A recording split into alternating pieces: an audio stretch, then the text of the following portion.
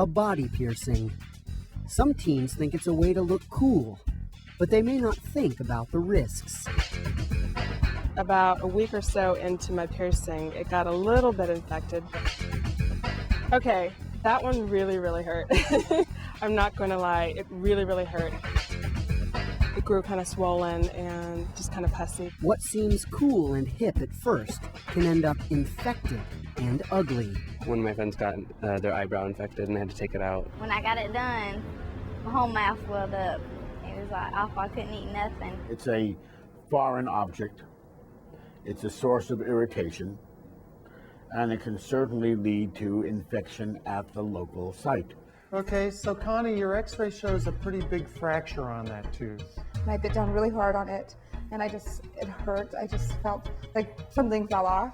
And I asked her if the tongue bar broke the tooth, and sure enough, it was her tongue bar that got caught in there and snapped that cusp off. We've had patients in that haven't realized, and they've had 3 broken teeth. A lot of people get infections with the tongue bar. My friend that went with me to get it done, hers got infected. The swelling never went down. It just like pussed up, and it was green. Her tongue turned green. Piercings not only can result in an unpleasant short-term infection, they can also lead to a serious, incurable disease, like hepatitis C. You may have no symptoms for decades until a seemingly routine checkup. When someone tells you that you have cirrhosis and your liver is not working right, and that may be the consequence of the ear piercing or the belly button piercing or whatever that you got when you were 14 years old. But it isn't always easy to think about something bad that can happen years in the future. Adolescents in general feel that they are invulnerable, that everything bad is not going to happen to them, and that they're going to do some risky things. Why do teens sometimes make decisions that put them at risk for disease?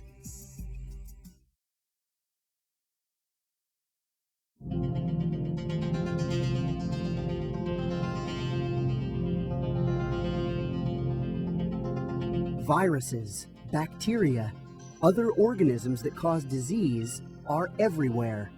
People are exposed to them from the time they are born. Looking for little signs of peritonitis or abscess. The best way to stay healthy is to avoid behaviors that put you at risk for infection. Well, in the beginning I had brown eyes, and so I decided to go green for a while, because green and blue, because it would be more fun. Christine has a prescription for colored contacts, but she says some of her friends who want them haven't bothered to go to the eye doctor. They're making homemade colored contacts themselves. Things are getting expensive, and if they don't want to pay, then they'll just say, hey, I'll do it myself, and I'll create my own product or try to do whatever I can to change myself. Sometimes, teens use food coloring to make homemade contact lenses. This can lead to an infection and serious eye damage.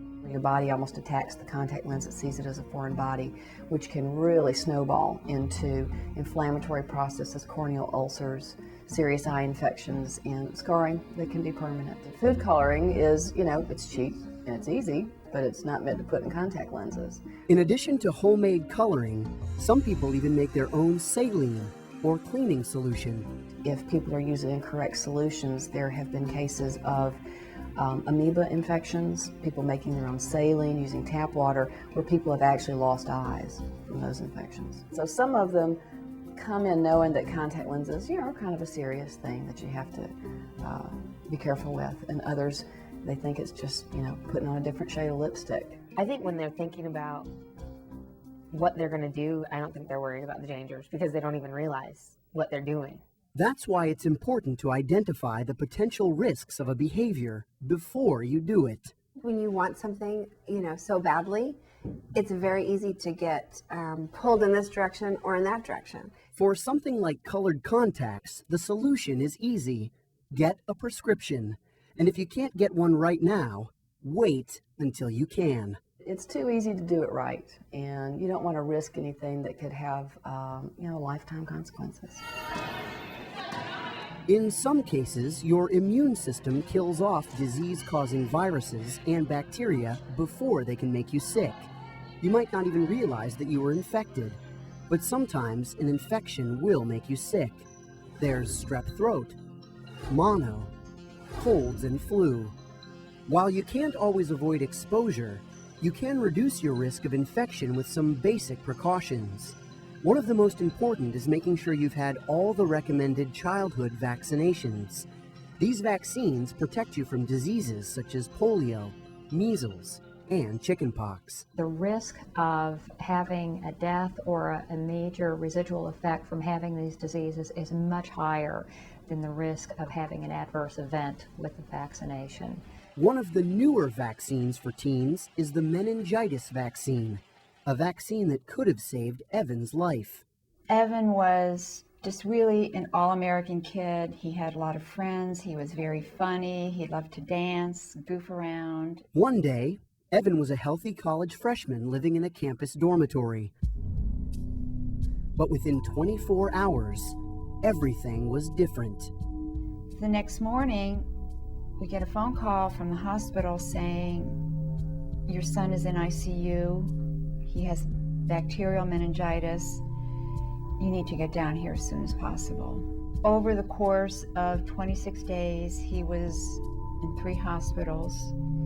He had both arms, both legs amputated. He lost his kidney function, liver function. He went through 10 hours of grand mal seizures. They could not stop them.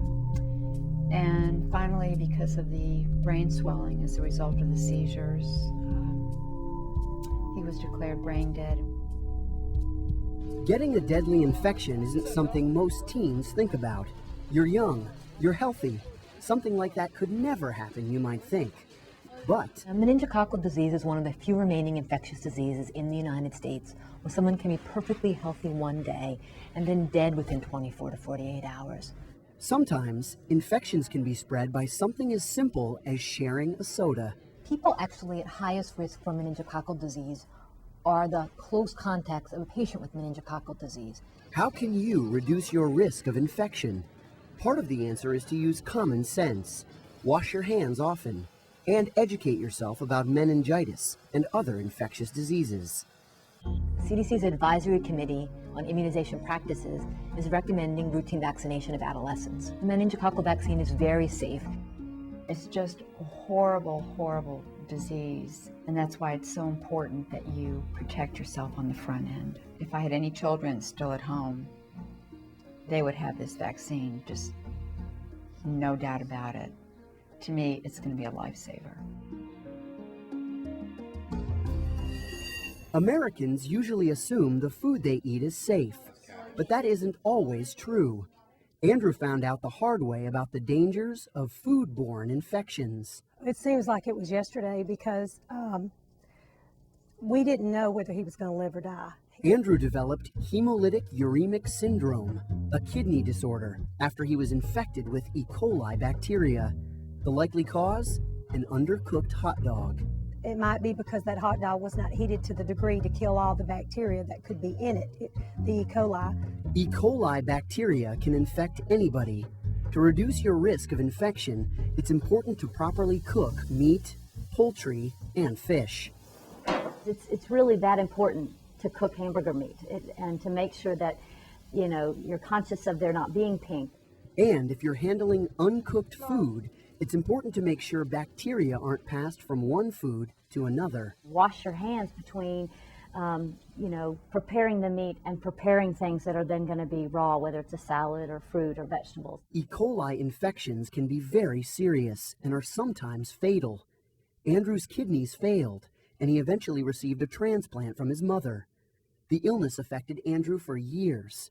Ultimately, he recovered and is now leading a normal life. A lot better. Before, I just didn't have any energy to play, but now I can just play without getting tired. Sometimes people encounter risks for infection in places they might never consider, like the school gym. Pretty much every practice you're going to leave with some kind of scrape or something. I've had a couple scrapes in there and not thought anything about it. Or there's always contact, head on head, hands on head, mat on head, and any other parts of the body, shoulder, back, arms, and so it is very common to have cuts, scrapes, and open wounds. And all it takes is for one of those scrapes or sores to come into contact with bacteria for an infection to spread. It's a normal skin germ called Staph or Staphylococcus aureus, which is a normal skin germ and can cause infections, inflammation and swelling, which is a cellulitis, or deeper infections. Generally, you have redness and pain and swelling. Sometimes it'll look more like an abscess. What's scary about these bacteria is they're becoming increasingly resistant to antibiotics. The resistant type of staph bacteria can be much more serious. Well, it gets in the bloodstream, and then it can cause sepsis or infection of the blood, which makes you very sick and can result in death. It has crossed my mind, definitely, because I know I wrestle a lot of people with very questionable personal hygiene. And, you know, you leave with a scrape or something like that, there's no doubt that it could be dangerous. If we go to a big tournament, we'll have maybe 1 or 2 people who were disqualified because of you know, the skin infection. What's the best way to avoid getting a staph infection during a sports competition? Make sure that everyone washes their hands a lot, and just clean the mats off with disinfectant. Almost all of our body touches the mat, so it's really important we keep it clean, keep it disinfected. And so we mop it probably once a day, you know, for the most part 5 days a week. Well, we wash down the mats every day before practice and after practice for sweat and anything else that might go on the mat.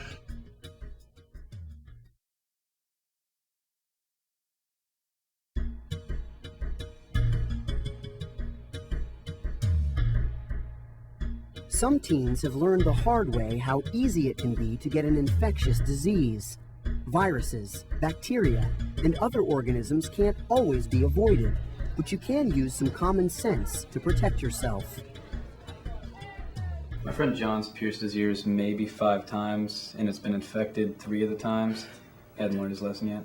Most people, I mean, you always think, like, that's not going to happen to me. So even if you are aware that there's a possibility that you can get infected by doing it yourself, I mean, you're always going to think, oh, it's not going to happen to me. So Take some time to think about what might happen if you take a risk.